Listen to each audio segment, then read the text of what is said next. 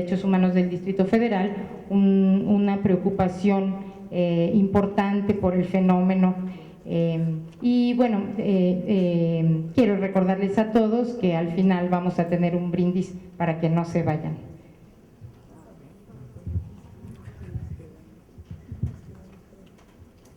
Gracias, muy buenas tardes a todas y todos.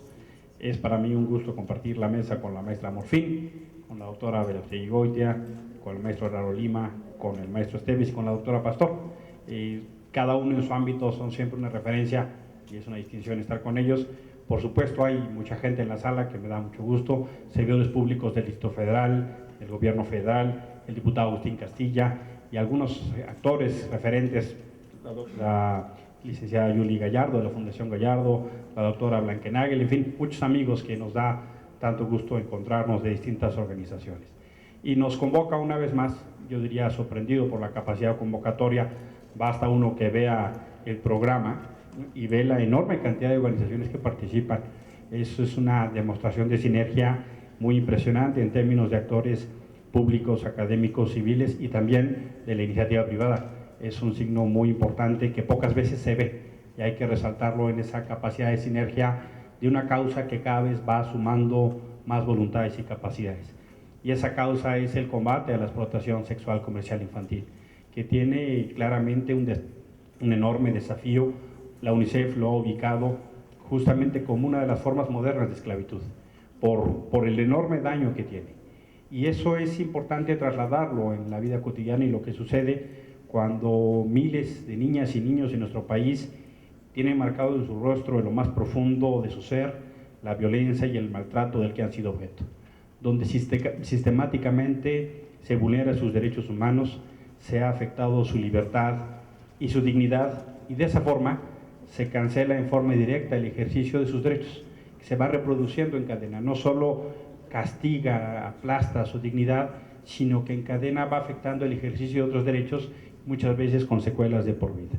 Hace un año hablábamos aquí de la primera etapa de la campaña del Instituto Nacional de Perinatología, nos hacían ver los impactos que tenía este tipo de actos. Y por eso es tan importante ubicar en la agenda pública la discusión sobre el ejercicio de los derechos de niños y niñas. Y ha sido, desde muchos ámbitos, una agenda prioritaria, pero hoy vemos con más claridad algunos de los pendientes de esa agenda y cómo se ha venido trabajando sobre este sector de población. Y es, en verdad, muy importante retomar lo que hoy se presenta en esta campaña, que también convocó con la Universidad del Valle de México, con muchos estudiantes, distintos ejercicios, muchos de ellos muy notables, en términos de lo que le llamamos, lo que llama la infancia común a través de la extraordinaria creatividad de Raquel Alonso. Hay una guerra invisible contra las niñas, de manera de cómo apelar a esta perversa normalidad que de manera cotidiana se refleja en una relación estructural de violencia hacia las mujeres. De manera dramática ya hemos tenido que establecer el concepto de feminicidio, justamente para dar cuenta de una relación, porque lamentablemente descubrimos que lo que sucedía en Ciudad Juárez no solo pasaba en Ciudad Juárez, pasaba en todo el país. Y no solo pasaba en México. Vemos lo que pasa en Guatemala, lo que pasa en otros países como España, o inclusive en países de Estados Unidos y otras dinámicas donde sistemáticamente se agrede a las mujeres, y por eso es tan importante hacerlo visible para tener la capacidad entonces de diseñar las distintas acciones legislativas, administrativas e inclusive de acción social que permitan enfrentar esta batalla. Uno de los grandes aliados en este contexto son los instrumentos internacionales de derechos humanos, y de manera principal resaltar la importancia de la Convención de los Derechos del Niño, que tendríamos que decir del niño y de la niña, que es ya el instrumento más firmado en Naciones Unidas, en todos los Estados miembros. Solo hay un Estado miembro que no lo ha firmado, adivinen quién, uno que se siente protagonista y anda haciendo invasiones en nombre de los derechos humanos, ¿no? Qué contrasentido, ¿no? Estados Unidos. Digamos, si quiere tener autoridad en el Foro Mundial, pues no sería nada malo que nos diera ejemplo firmando la Convención de los Derechos del Niño. Es solo un ejemplo de los muchos que podría dar, ¿no? De manera que vale la pena insistir en ese tema. ¿Y por qué es importante este instrumento? porque este instrumento ubica claramente los derechos del niño desde distintos temas y hace énfasis en la protección contra la explotación y el abuso y la plena participación de los niños en la vida familiar, cultural y social, pero niños y niñas como sujetos de derechos, no como objetos del derecho. Y eso es parte de lo que tenemos que empezar a entender en la construcción de una cultura de derechos humanos, donde tenemos que tener la capacidad para entender que las y los niños tienen que tener la vivencia de sus derechos y generar muchas veces el enfrentamiento a esa cultura patrimonialista que tanto daño hace. Todavía muchos padres y madres consideran que las y los hijos son de su propiedad, y como son de su propiedad, puede hacer lo que quiera con ellos, incluido venderlos, lo que pasa muy dramáticamente todavía en algunas comunidades de este país. Infancia Común, junto con otras organizaciones, han detectado, por ejemplo, cómo en algunas comunidades de Tlaxcala se hace tráfico de niños, y hay denuncias, por ejemplo, lo que nos decían en perinatología, que niñas que fueron vendidas por 4,500 pesos. Inclusive hay algunos casos donde en esta noción perversa de machismo que se va promoviendo, se genera esta noción de niña mercancía, y lo que se busca es tener relaciones con niñas vírgenes, porque en esta noción perversa de masculinidad es una medalla, es algo positivo, es la expresión del sinsentido, verlo así, cuando lo que se busca es pagar grandes cantidades de dinero por tener relaciones con una niña virgen.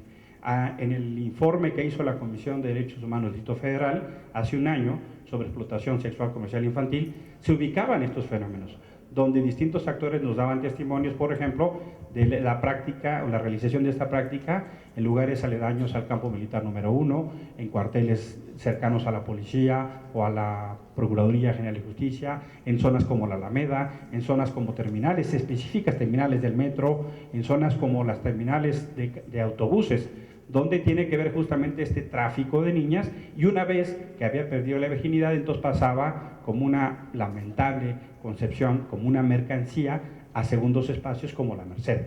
Estuvo recientemente en México la coordinadora de América Latina de EPCA Internacional, y nos decía que parte de las prácticas que ella había observado en la Merced no las había visto ni en Tailandia.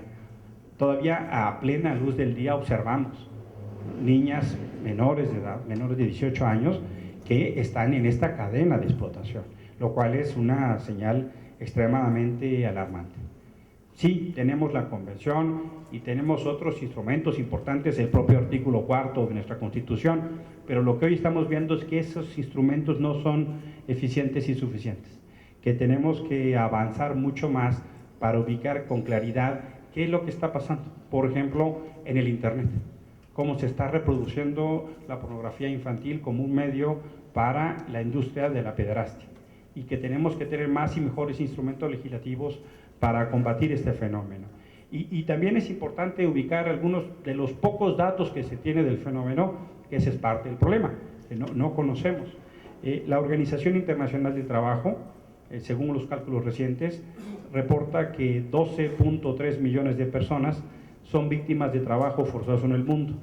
De este conjunto, 1.4 millones de personas están involucrados en la prostitución infantil forzosa. Se estima que 50% de ellos son niñas.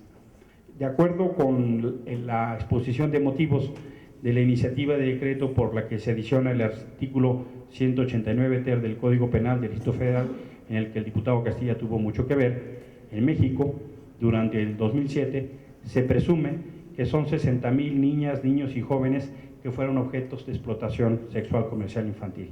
En el caso específico del Distrito Federal, 7,000 casos han sido detectados en delegaciones como la Cuauhtémoc, Miguel Hidalgo y Venustiano Carranza. También, conforme a los datos que se presentan en el diagnóstico de derechos humanos del Distrito Federal, presentado este año, en abril de este año, por el gobierno de la ciudad, el tribunal, la asamblea, la Comisión de Derechos Humanos del DF, organizaciones de la sociedad civil, académicas y la ONU, encontramos que las niñas son las más afectadas. Solo en la capital se estima que pueda haber, acorde con este diagnóstico, 250,000 mujeres y niñas en prostitución.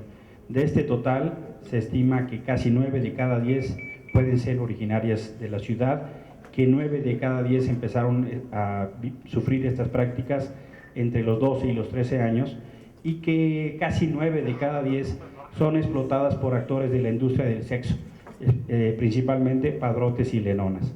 Y también es muy importante remarcar, conforme a este mismo diagnóstico, que una parte muy importante de estas niñas son analfabetas o tienen primaria incompleta, porque se va dando esta cadena de negación de derechos. Cuando son víctimas de esta cadena de explotación, se van negando el ejercicio de otros derechos. La escuela, entre ellas de manera principal, la salud, el trabajo, la vida digna, el derecho a la salud, de manera que se va dando una cadena donde esencialmente lo que se denota es que hay asociaciones como una forma de sobrevivencia donde en muchas ocasiones se va involucrando a la víctima en materia de culpabilidad, ¿no? Y eso es un dato muy preocupante. Una institución de asistencia privada que trabaja con niños y niñas en situación de calle, reportaba que casi 98% de los niños y niñas que llegaban a esa institución, que son niños y niños que están en situación de calle, han sido víctimas de explotación. Y eso pasa porque han tenido relaciones sexuales como medio de intercambio, por ejemplo, para obtener droga, para obtener alimentos, para tener un lugar donde dormir e incluso para obtener celulares, juguetes y algunos otros instrumentos. Entonces, lo que reporta esta institución de asistencia privada es que todavía para aquellos que están en situación de riesgo o vulnerabilidad se incrementa el riesgo, como el caso de las poblaciones en situación de calle. Y claramente un tema que es muy importante es que uno de los principales espacios donde se da la violencia o donde inicia la violencia hacia las mujeres es en los hogares. Y eso es un tema que tenemos que ubicar, porque cuando se habla de la violencia contra la mujer se piensa en parques oscuros, en avenidas oscuras, en lugares tenebrosos. Lamentabilísimamente, uno de los principales lugares donde se hace la violencia contra las mujeres es en los propios hogares. Y lo que se ha ubicado es que los principales agresores son personas cercanas a las mujeres. Son los cónyuges, son los padres, son los padrastros, son los hermanos, son los cuñados, son los primos. Figuras masculinas cercanas. Por eso es tan importante que empecemos a discutir estructuralmente, reforcemos el tema de la violencia contra la mujer, porque sí, yo acompaño plenamente, como se dice, hay una guerra invisible contra las niñas. Hay una de las expresiones que tiene, hay varias expresiones que son muy impactantes, por ejemplo esta que tiene unas balas, parecen como de un rifle de alto poder, dice, 1 de cada 3 niñas será atacada en esta guerra. Y justamente de eso se trata, de cómo en la vivencia cotidiana no es excepción la agresión a las niñas. Hay otra que dice, de manera muy impresionante, hay una guerra invisible contra las niñas. Las tácticas de esta guerra son los insultos, amenazas, críticas destructivas, silencios incómodos y la indiferencia. Y eso es justamente lo que viven muchas niñas, cuando de manera sistemática se les despedaza la autoestima, cuando de manera sistemática se les educa para obedecer, para agacharse, para callar. También hay un tema que es muy importante porque dice que una aliada imprescindible y asesina de esta guerra invisible es la legislación ambigua e insuficiente que da refugio al agresor, desprotegiendo a las niñas, a las mujeres y a los adolescentes. Y justamente lo que vemos es cuando el Estado abdica de su responsabilidad de proteger a las víctimas. Uno de los temas más críticos es que prácticamente no hay lugares, refugios para proteger a las víctimas, que permita que presenten el proceso judicial en una situación de resguardo o una política pública que apoya a quien lo hace, porque los procesos judiciales son muy largos, de manera que inclusive las organizaciones de la sociedad civil o los abogados o abogadas que litigan en defensa de las víctimas tienen muy pocas condiciones. La mayoría de los esfuerzos que existen son de la sociedad civil. Hay fundaciones, instituciones de asistencia privada que hacen un trabajo extraordinario, pero lo hacen a contracorriente, tratando de generar un entorno seguro para las víctimas, y eso debería ser una política pública, eso debería ser una acción de Estado. La generación de albergues en las delegaciones que permita que mujeres y niñas víctimas de violencia o de explotación estén a salvo y cuenten con todo respaldo, por ejemplo, del Ministerio Público. Platicábamos justamente de lo que sucede en las casas, y en realidad lo que se observa es que para niñas y niños el lugar más inseguro es su propia casa. Justamente es ahí donde se están dando una parte muy importante de una relación fundada en la violencia, donde se educa con golpes, con amenazas, donde se va sistemáticamente dañando. Y por eso es tan importante tomar en cuenta, como por ejemplo dice esta tarjeta, aunque